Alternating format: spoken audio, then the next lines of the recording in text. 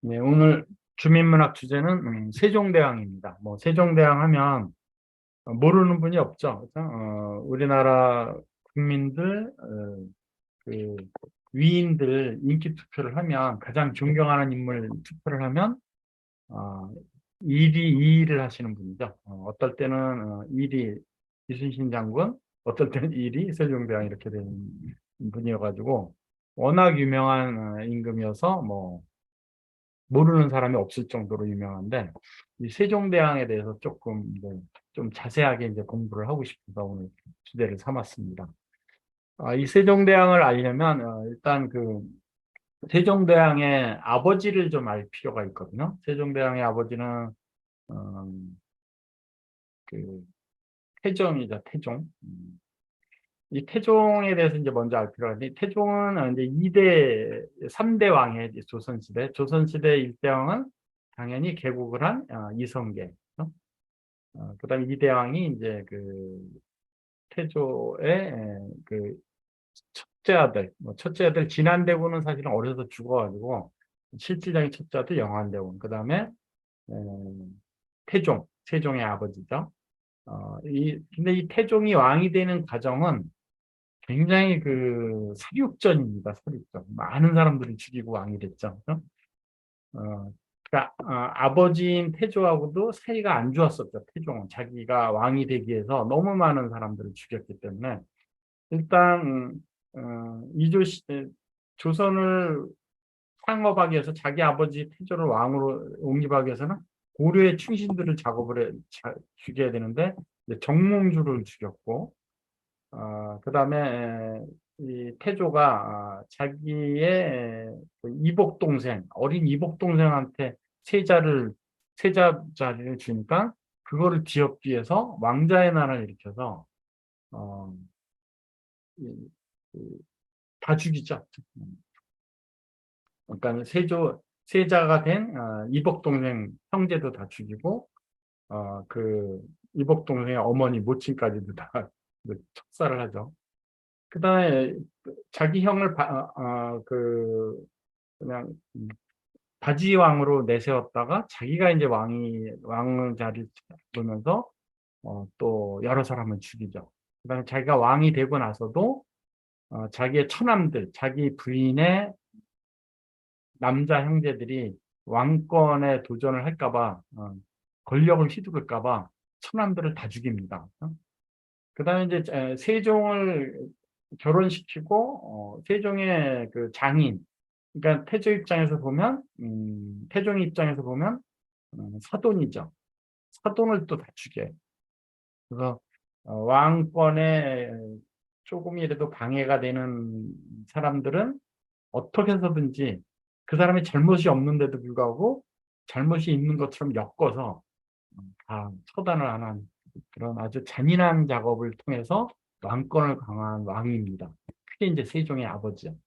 근데 이 태종의 이제 그 인생을 좀 이해를 할 필요가 있고, 그다음에 이제 태종한테는 이제 아들이 넷 있습니다. 아들이 넷 있는데, 양녕대군, 효령대군, 충녕대군, 성녕대군, 그리고 후궁으로부터 난 이제 자식들 빼고, 근데 이 아들 넷이 사실은 이 양녕대군 첫째 아들을 낳기 전까지, 그러니까 태종이 왕이 되기 전에 이미 아들이 세 명이 있었어요. 그러니까 양녕대군이 네 번째 아들인 거예요. 첫째 아들을 치는 양녕대군 네 번째 아들인데 이 세 아들이 다 어려서 죽어요. 이게 굉장히 불우하죠, 사실은.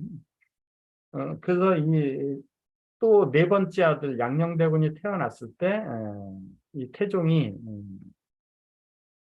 어떻게 하느냐면 뭐 자세한 기록은 없지만 아, 처가에 가서 자기 처가에 가서 자라게 합니다. 왜냐하면 아마 제 생각에는 본인이 키우면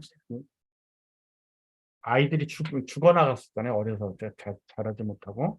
그래서 네 번째도 죽는다라고 생각했기 때문에 외갓집에다가 이제 맡기는 거예요. 그래서 첫째 아들 양녕대원은 외갓집에서 자랍니다. 그래서 하여간 가계도가 정실부인 원경아우 민씨에서 이제 네 아들을 갖게 되는데 근데 이 양녕대군이 얼마나 귀여웠겠어요. 그 태종 입장에서는.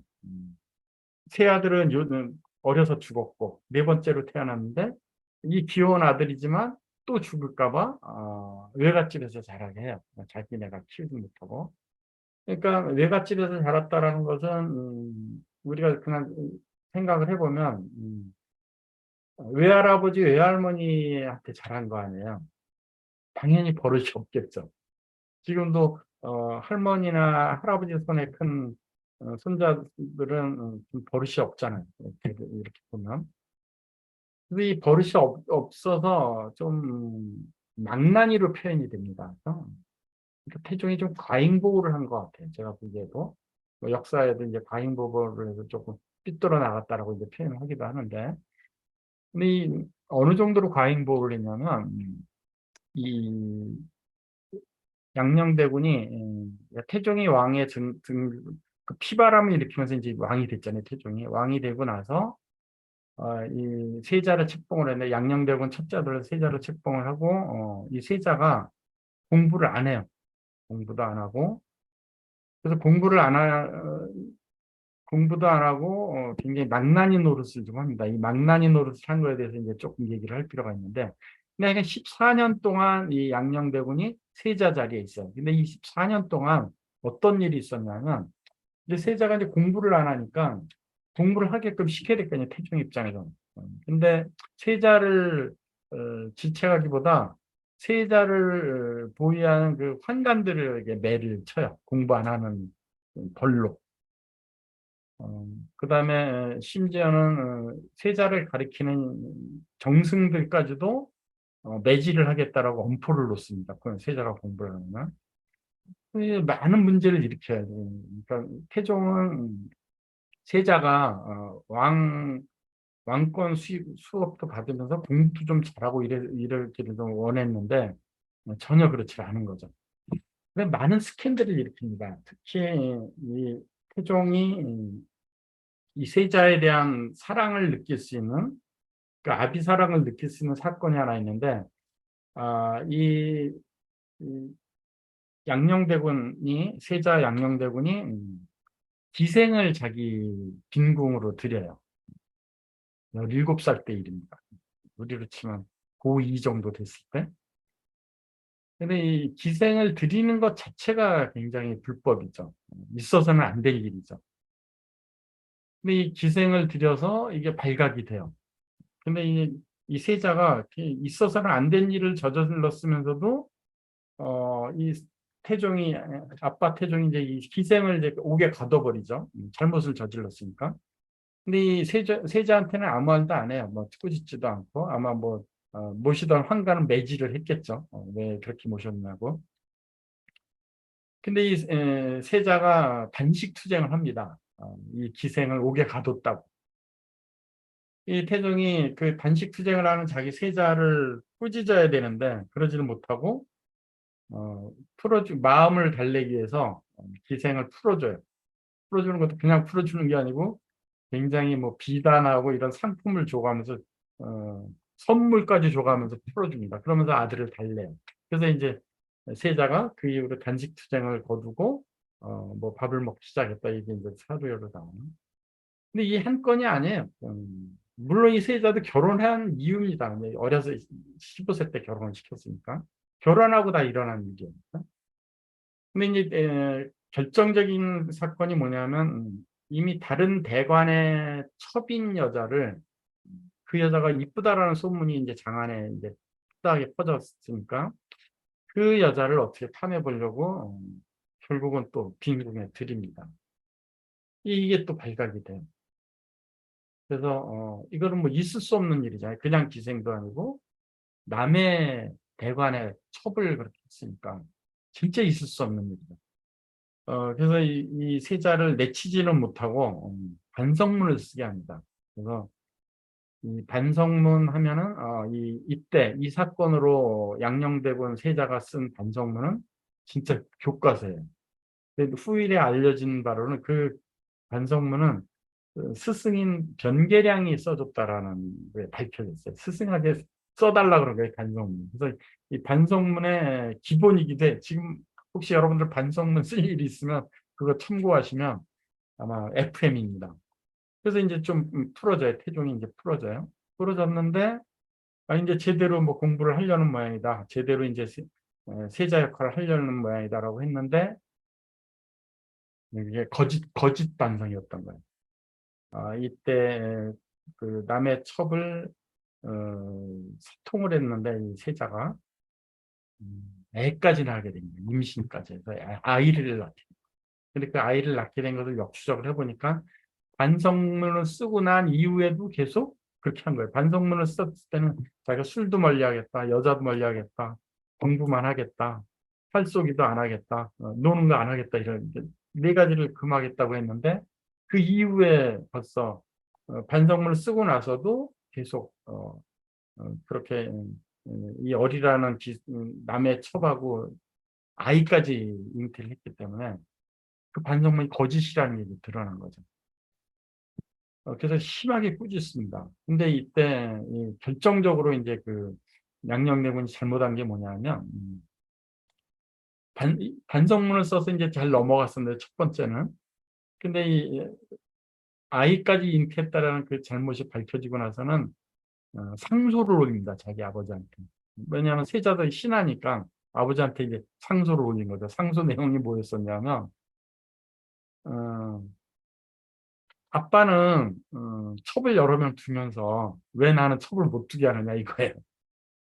그 다음에 내가 기생을 들여서 옥에 가두기도 하고 내가 이렇게 첩을 만들 때마다 아빠는 계속 방해를 했고 이게 지금 국민들한테 원성이 되고 있다라는 거예요. 원성이 되고 있고 나중에 내가 왕이 될 텐데 내가 왕이 되고 나서 지금의 사건을 어떻게 감당을 하려고 이러는 것이냐라고 이건 뭐 거의 협박조죠. 반성문이 아니고 상소문이 거의 협박조인 거예요. 그래서 이 태종이 이때 이제 안 되겠다. 세자가 아들이 너 하나에서 너를 세자 만든 게 아니다라는 암시를 줍니다. 그러면서 이제 결국 이 사건으로 이 상소문 사건으로 태종의 마음이 양녕대군 세자에서 완전히 떠나게 돼요. 그 세자를 폐하게 됩니다. 그러면서 이제 그 나머지 아들들 세종의 왕위 자리를 탐합니다. 양녕대군 뭐 왕가의 대망난이 이런 뭐 드라마인 것 같은데 제가 검색을 하니까 이게 나오더라고요.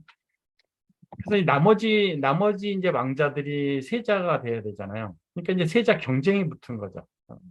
그러면 나머지 아들이 누구냐면 양녕대군 세자에서 축출되고 둘째 아들 효령대군, 셋째 아들 충녕대군, 넷째 아들 성녕대군이 나오는데 성녕대군은 사실은 일찍 죽어요. 폭력을 앓다가 죽습니다. 그래서 이 둘째 아들 효령과 이제 충녕이 이제 경쟁이 되는데 이 효령대군, 둘째 아들 효령대군, 셋째 아들 충녕대군, 나중에 세종이 되는 사람이죠. 충녕대군을 자기네들 둘 중에 하나가 세자가 될 것이다, 왕위를 이어받을 것이라는 것은 당연히 알게 되죠. 그래서 이 세자가 책봉이 자기한테 될 것이다라고 경쟁이 붙는 거죠, 이제. 근데 효령대군은 어, 일단 자기도 세자 경쟁에 들어섰으니까 매일 공부만 하는 거예요. 더 열심히 공부하는 거죠. 이제 아빠 왕한테 이게 들어가서 세자 자리가 자기한테 오게끔 하기 위해서. 근데 이 효령대군하고 충녕대군 뭐 다 공부 잘하는 사람이죠.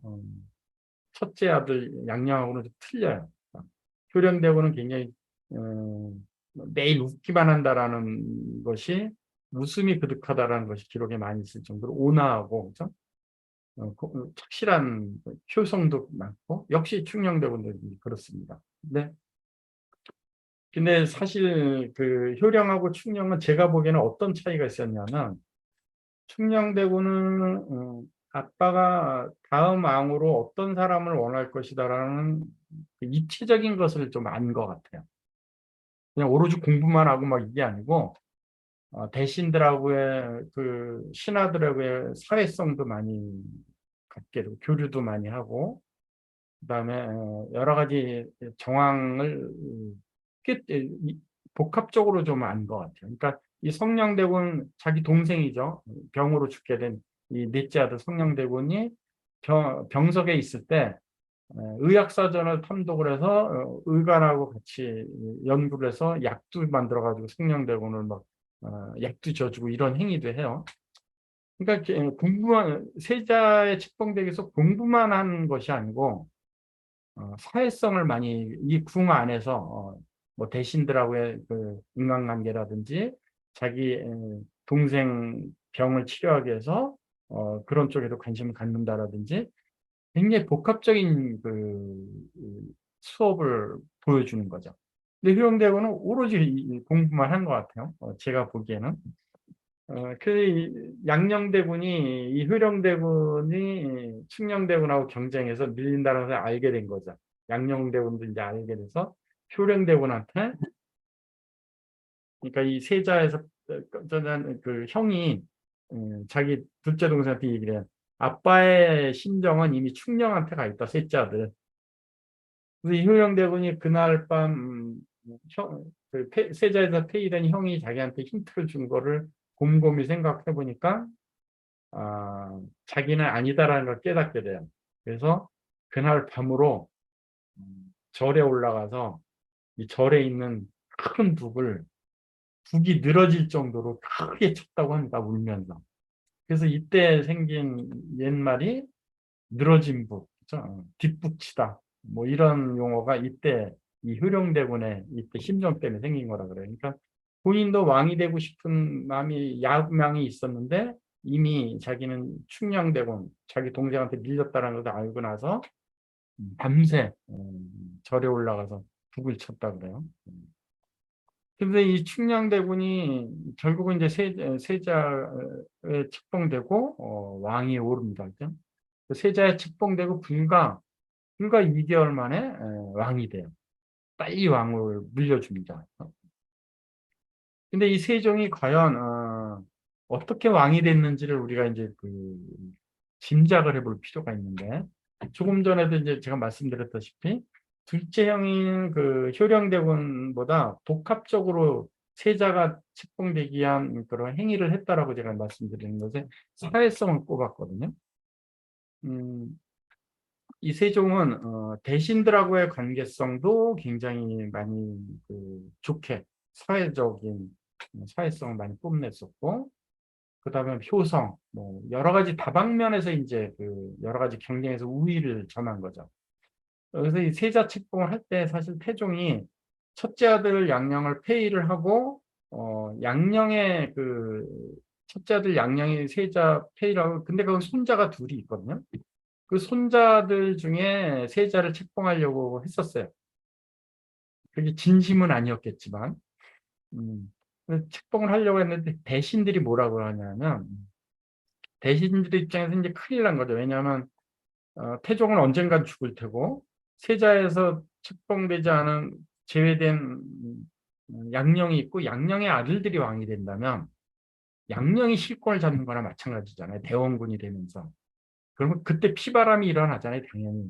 자기를 세자에서 폐하자고 간했던 대신들은 다 멸문지화를 당할 것이고, 그러니까 당연히 그 일은 세자에서 폐세자된 아들들, 손자를 세자로 책봉하는 것은 당연히 맞겠죠.